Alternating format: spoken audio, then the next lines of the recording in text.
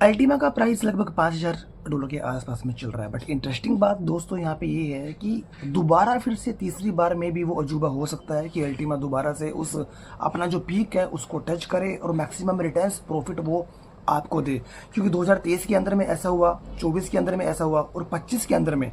But एक question ये भी है, लोगों को लगता है कि हमने यहाँ पे निवेश किया था, उस तरीके से जो रिटर्न्स हमें आना चाहिए था वो रिटर्न्स हमें यहाँ पे नहीं मिला।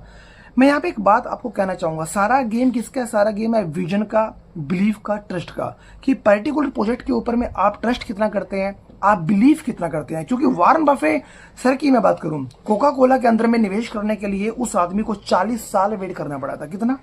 40 साल। और आज आप बिलीव करेंगे, कोका कोला से ही पर घंटे के उनको जो इनकम आता है एज ए डिविडेंड की हम लोग बात करें, क्योंकि जो डिविडेंड होता है वो तो साल के अंदर में आता है। कोई कंपनी साल में 2 बार देती है, कोई कंपनी 3 बार देती है, कोई कंपनी 4 बार देती है। तो यदि मैं सिर्फ कोका कोला की बात करूं, पर हावर का जो उनका प्रॉफिट है ना कोका कोला से, $93,150 पर घंटे का उनका प्रॉफिट है।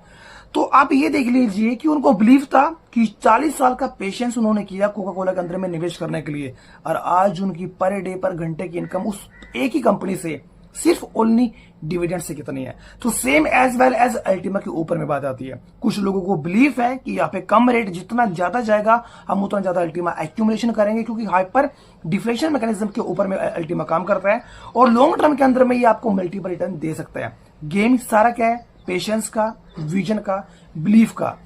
आपको क्या लगता है? आपका एनालिसिस क्या कहता है? कमेंट बॉक्स में मैसेज आप जरूर कीजिएगा।